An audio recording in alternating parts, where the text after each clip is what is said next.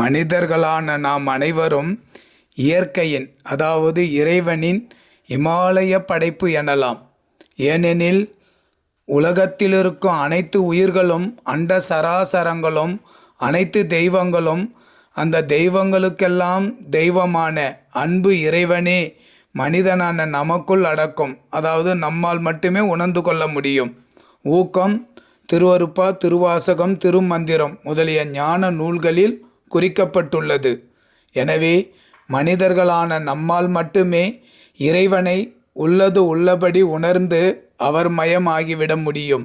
எனவே இந்த மனித பிறவியினை மிக மிக சிறப்பாக பயன்படுத்தி கொள்ளுவோம்.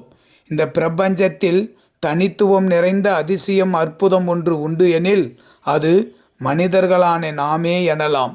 அதாவது 1000 கோடி உயிரினங்களில் மிக சிறப்பாக மலர்ந்து மனம் வீசி இனிக்கும் அருள்கனி இந்த மனித தேகம் எனலாம். இறைவனின் படைப்பு பரிணாமத்தின் உச்சம் இந்த மனித பிறவி எனலாம்.